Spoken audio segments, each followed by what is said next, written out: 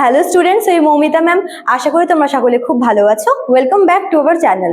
Students, আজকে আমি তোমাদের থার্ড সেমিস্টার মেজর পলিটিক্যাল সায়েন্সের পেপার 3-র একেবারে লাস্টের দিকের টপিকে চলে এসেছি। তোমাদের আর দুটো মাত্র টপিক করালেই কিন্তু তোমাদের পেপার 3 পলিটিক্যাল সায়েন্সের মেজরের পেপার 3 পুরোপুরি কমপ্লিট হয়ে যাবে।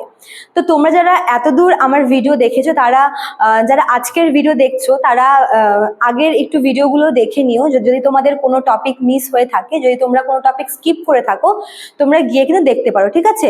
প্রতিটা দার্শনিকের প্রতিটা থিওরি আমি তোমাদের খুব সহজ করে বোঝানোর চেষ্টা করেছি প্রতিটা ক্লাসে। তোমাদের আলাদা করে সবগুলো ভিডিও দেওয়া আছে, তোমরা কাইন্ডলি একটু গিয়ে চেক করে নিও, ঠিক আছে? এবং আজকে আমি তোমাদের মেজর 3 একেবারে যে ইউনিট 4-এর লাস্ট মানে সেকেন্ড লাস্ট যে ফিলোসফারের ব্যাপারে বলা আছে, হেগেলের একটি খুব ইম্পর্টেন্ট থিওরি, যেটা হচ্ছে রাষ্ট্র এবং সুশীল সমাজ, সিভিল সোসাইটি আর স্টেট, ঠিক আছে? এটার ব্যাপারে মানে হেগেল কি মতামত দিয়েছেন রাষ্ট্র এবং সমাজকে নিয়ে, হেগেলের যে থিওরিটা, যে কনসেপ্টটা, সেটাই আজকের ক্লাসের বিষয়বস্তু। তো ক্লাসে যাওয়ার আগে বলে রাখি যে আমাদের অনলাইন ক্লাসে যারা তোমরা ভাবছো যে আমাদের কাছে তোমরা অনলাইনে পড়তে চাইছো, যারা আমাদের থেকে অনলাইনে নোট পারচেস করতে চাইছো এবং পড়তে চাইছো, তারা আমাদের দেওয়া অফিসিয়াল নাম্বারে যোগাযোগ করতে পারো। আমাদের অফিসিয়াল নাম্বার দুটো আছে, দেখো দেওয়া আছে এখানে কর্নারে। একটা হচ্ছে 6295916282, আর একটা হচ্ছে 7076398606, ঠিক আছে? এই দুটো নাম্বার হচ্ছে আমাদের অফিসিয়াল হেল্পলাইন নাম্বার। তোমরা যদি আমাদের কাছে অনলাইনে পড়তে চাও, তোমরা কিন্তু সত্ত্বর আমাদের সঙ্গে যোগাযোগ করতে পারো।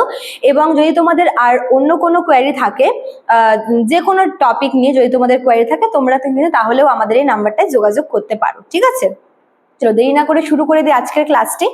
দেখো, Hegel state and civil society বা রাষ্ট্র এবং সুশীল সমাজ। তো প্রথমে আমাদের জানতে হবে যে রাষ্ট্র কি এবং সুশীল সমাজ কি। রাষ্ট্রের ব্যাপারে হেগেল যেটা মতামত দিয়েছে সেটা কি, আর সুশীল সমাজ সম্পর্কে হেগেলের মতামতটা কি। তো এই দুটো টপিক কিন্তু আগে আমাদের জানতে হবে। তো প্রথমে আমরা জানবো যে রাষ্ট্র জিনিসটা কি। দেখো, হেগেল বলেছে যে রাষ্ট্র হচ্ছে একটা প্রতিফলন, একটা রিফ্লেকশন। কিসের? মোরাল কনসেপশন বা নৈতিক ধারণার একটা রিফ্লেকশন। এবং তিনি এও বলেছেন যে রাষ্ট্র হচ্ছে স্বাধীনতার একটা চূড়ান্ত রূপ, ঠিক আছে? এবং তিনি এটাও বলেছেন যে সমাজের সমস্ত অংশের একটা সম্মিলিত ইচ্ছা হচ্ছে রাষ্ট্র। সব অংশ বলতে দেখো, একটা সমাজে তো মানে বিভিন্ন স্তরের মানুষের বসবাস, তাই না? তো এই বিভিন্ন স্তরের মানুষদের ইচ্ছা অনুসারে তাদের সম্মিলিত ইচ্ছারই একটা হচ্ছে প্রকাশ বলতে পারো হচ্ছে এই রাষ্ট্র। এবং রাষ্ট্রের মূল কাজ যেটা, রাষ্ট্রের কাজ হচ্ছে তার জনগণের, তার সমাজে মানে সমাজে যত রকমের লোক বসবাস করে প্রত্যেকের নিরাপত্তার দায়িত্ব নেওয়া, প্রত্যেকের হচ্ছে পার্সোনাল লিবার্টি, তারপর হচ্ছে রাইটস, এই সমস্ত কিছু রক্ষা করার দায়িত্ব কিন্তু রাষ্ট্রের রয়েছে, ঠিক আছে? তাহলে রাষ্ট্র বলতে কি বোঝাচ্ছে? রাষ্ট্র হচ্ছে সমাজের সব স্তরের মানুষের সম্মিলিত ইচ্ছা, ঠিক আছে? এবং এটা হচ্ছে স্বাধীনতার চূড়ান্ত রূপ, যার মূল কাজ হচ্ছে জনগণের নিরাপত্তা দেওয়া, জনগণের হচ্ছে ব্যক্তিগত স্বাধীনতা বজায় রাখা এবং তাদের অধিকারগুলি যাতে লঙ্ঘিত না হয় সেদিকে লক্ষ্য রাখা, ঠিক আছে? এবার দেখো, সুশীল সমাজ বলতে কি বোঝানো হয়। সুশীল সমাজটা কি?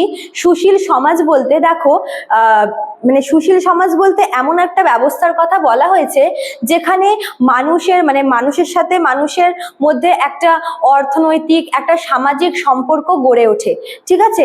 সমাজ বলতে এটাই, যেটা মানে সমাজকে বলা হয় হচ্ছে রাষ্ট্রের ভিত্তি, মানে একটা রাষ্ট্রর মেন যে ভিত, সেটাই হচ্ছে সমাজ, ঠিক আছে?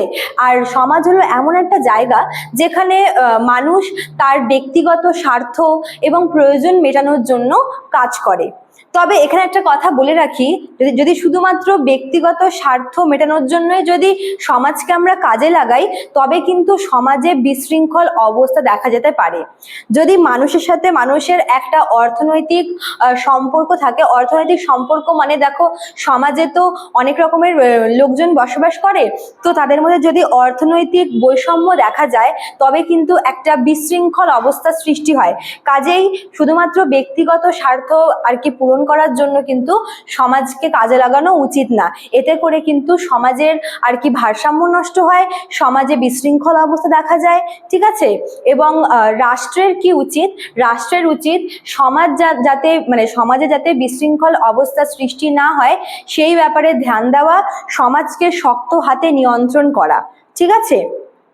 তো এবার যদি আমরা রাষ্ট্র এবং সুশীল মানে সুশীল সমাজ বলতে হেগেল এটাই বুঝিয়েছে যেখানে শুধুমাত্র মানে যেখানে মানুষ তার ব্যক্তিগত তো স্বার্থ অবশ্যই দেখবে, সে তার ব্যক্তিগত প্রয়োজনীয়তা অবশ্যই দেখবে, তবে সেটা যেন শুধুমাত্র মানে মানে ব্যক্তিগত স্বার্থটাই যেন একমাত্র লক্ষ্য না হয়ে ওঠে সমাজ গড়ে তোলার। তাহলে কিন্তু মানুষে মানুষে ভেদাভেদ বাড়বে এবং সেই সমাজ কিন্তু আর সুশীল সমাজ থাকবে না, তখন সেখানে একটা বিশৃঙ্খল একটা পরিস্থিতি দেখা যাবে। কাজেই আমরা যদি সমাজকে সুশীল সমাজ করে তুলতে চাই, রাষ্ট্রের উচিত অবশ্যই একে শক্ত হাতে আর কি নিয়ন্ত্রণ করা, যাতে করে এর ওপর ভিত্তি করে, দেখো যেহেতু সমাজকে আর কি রাষ্ট্রের ভিত বলা হয়, যার ওপর ভিত্তি করে মানে রাষ্ট্র গড়ে ওঠে, তো সমাজ যদি ঠিক থাকে তাহলে কিন্তু রাষ্ট্রের মানে ভিতটাও স্ট্রং হবে। রাষ্ট্র হচ্ছে মানে সমাজের ওপর ভিত্তি করে রাষ্ট্র গড়ে ওঠে, আর রাষ্ট্র মানে রাষ্ট্রের কাজ যেটা, সমাজের কাজ হচ্ছে রাষ্ট্রের ভিত তৈরি করা, আর রাষ্ট্রের কাজ হচ্ছে সমাজকে সুশৃঙ্খল মানে সমাজের সুশৃঙ্খলতা বজায় রাখা, ঠিক আছে। তো এটাই ছিল তোমাদের আজকের ক্লাস, যেটা আর কি মেন হেগেল বলেছে যে রাষ্ট্র এবং সুশীল সমাজ সম্পর্কে, রাষ্ট্র কি, সুশীল সমাজ কি এবং এদের মধ্যে সম্পর্কটা কি। তো আমি তোমাদের খুব সহজ ভাষায় বোঝানোর চেষ্টা করলাম, আশা করি তোমরা বুঝতে পেরেছো। ভালো লাগলে অবশ্যই লাইক কমেন্ট করবে, শেয়ার করবে। দেখা হচ্ছে নেক্সট ক্লাস একটা নিউ ভিডিও নিয়ে। Thank you.